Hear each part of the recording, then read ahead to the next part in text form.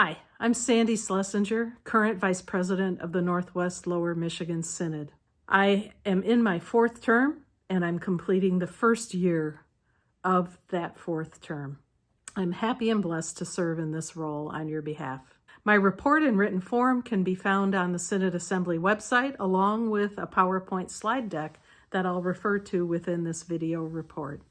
My report comes to you in parts.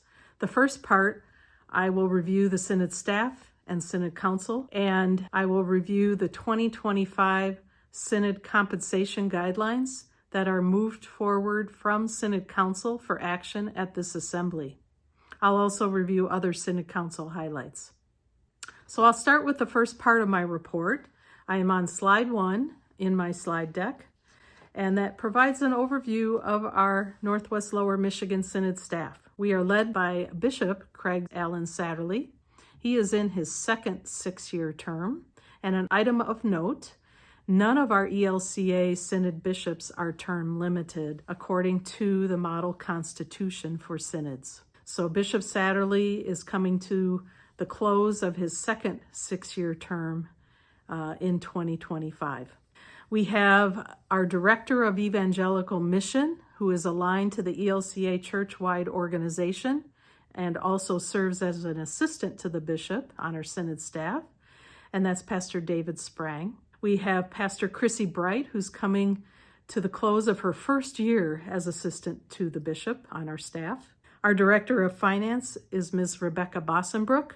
Our Director of Communications is Ms. Chelsea Satterley. Our Office Manager is Ms. Ann Stavros, and our driver to the bishop is Ms. Kathy Satterley. We also have support from our Synod Attorney, Ms. Lynn Kreiser, who I think is coming to the end of her second year in this role, and she volunteers her time as our Synod Attorney in support of our Synod staff needs, Executive Committee needs, and also Synod Council needs. So we're very grateful to Lynn for her time and efforts as our Synod Attorney. The entire staff is quite talented, highly committed, and just excellent at what they do, very proud of what they do. And so please join me in giving thanks to all of them for their work. I'm going to move to my next slide, which provides an overview of who is serving currently on Synod Council. Synod Council is divided into 4 different classes or terms based on whether they have a 3-year or a 4-year term. I'm going to start with our class of 2025, whose terms come to a close next August in 2025. We have Pastor Neil Brady from Peace in Charlotte, Ms. Carla Chamberlain from Grace in Lansing, Pastor Sherry McGuffin from Cross of Christ in Petoskey. Bishop Satterley's term is aligned to 2025. We have Pastor Dennis Smith, who currently serves as our Synod Secretary. He's a member of St. John's in Three Rivers. As Synod Secretary, and also Bishop Satterley, they serve as officers on our Executive Committee as well. We have Ms. Linda Wykander. She's a member of Emmanuel in Mount Pleasant. She also serves as a member of our Executive Committee. And we have Ms. Holly Wolfert from Trinity in Kalamazoo. Moving to our class of 2026, these Synod Council members were elected last year during the Synod Assembly. We have Pastor Jake Lehman from Trinity in Kalamazoo, Ms. Phyllis Klingler from Trinity in Hillsdale, Mr. Noah Parker from Hope in Rockford. He is a student at MSU, so he also attends University Lutheran Church in East Lansing when he's at school. And then we have Mr. Bill Trevarthen, who's also a member of University Lutheran Church in East Lansing. I'm the current only member of the class of 2027. The Synod Council members that you elect during this assembly will join me, and I'm a member of Trinity in Midland. Moving to the class of 2024, these are members of Synod Council whose terms conclude this year in August of 2024. So I'm going to move to the next slide and highlight each of them individually. Our first member of the class of 2024 is Dan Carter. He serves as an officer of the Synod, as our Synod Treasurer. He's a member of the Executive Committee. He's a member of Faith in Grand Rapids. He is concluding his third four-year term as our Synod Treasurer. During his 12 years in this role, he has moved us to a very strong external audit firm. He and Rebecca Bossenbrook, they work closely together. They have strengthened all of our fiscal processes, our documentation, our fund management, and they lead our endowment committee, our budget committee, and our audit committee. We are in very, very good financial shape, in large part due to Dan's leadership in his role as our treasurer and Rebecca Bossenbrook's as our director of finance, her work in that role. So we're very grateful to Dan for serving 3 terms as our Synod treasurer. Moving on, Dr. Tim Lundgren is completing his second 3-year term as a member of Synod Council. He comes to us from Trinity in Grand Rapids. Pastor Kate von Valkenburg is completing her first 3-year term. She's actually filling an unexpired term, so not quite 3 years.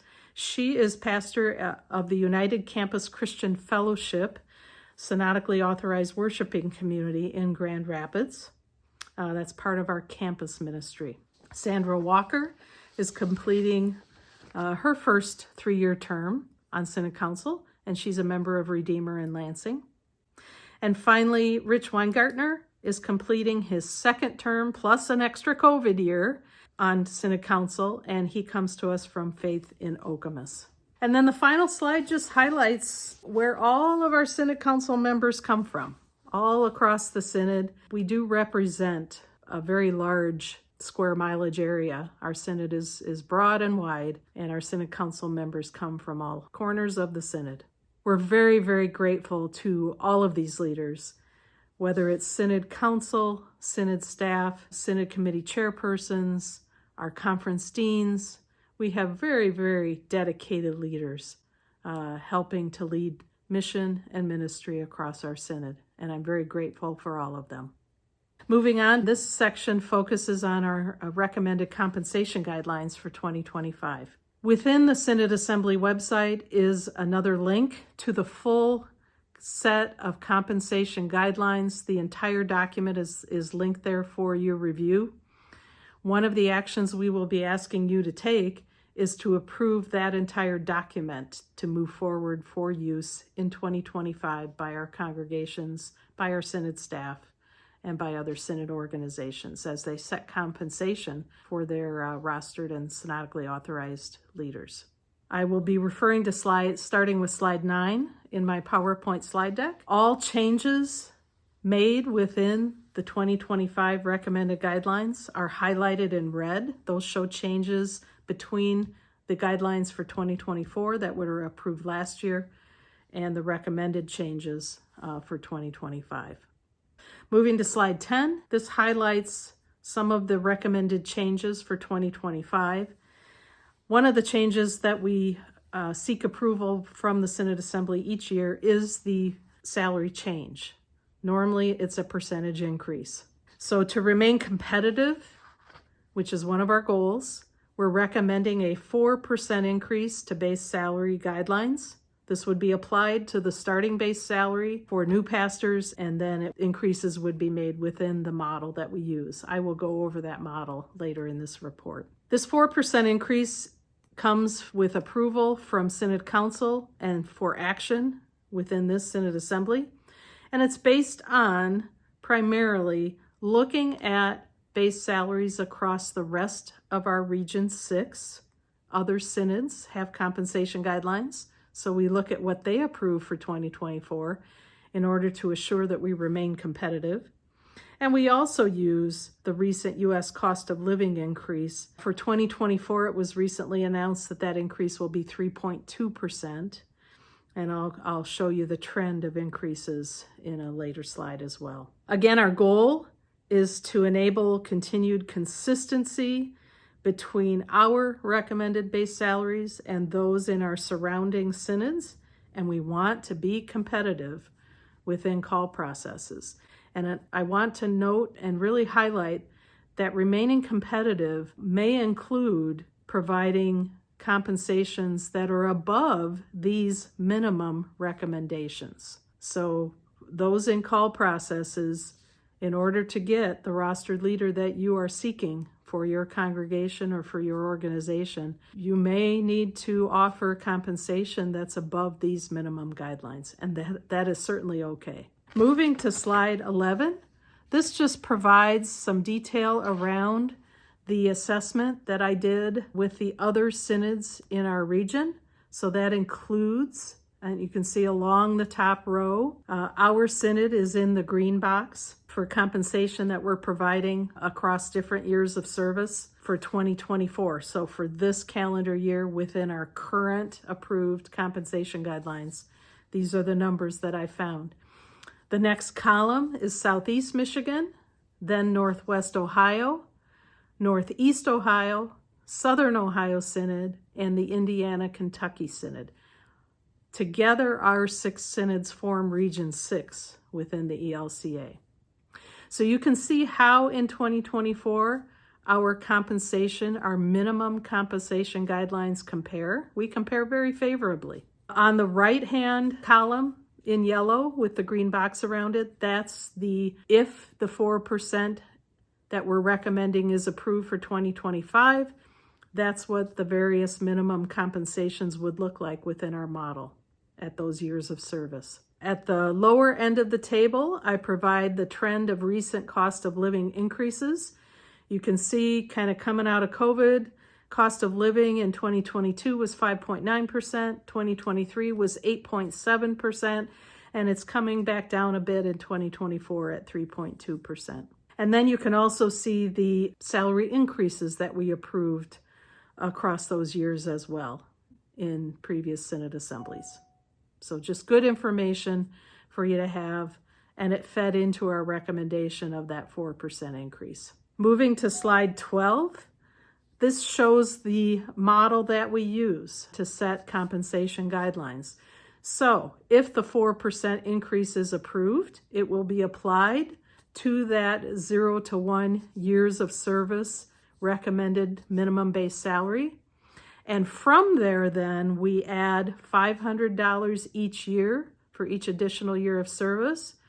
And then once we reach 16 years, that 17th and beyond year, we add $700 to account for the added experience for that rostered leader. Moving to slide 13, similar model for deacons.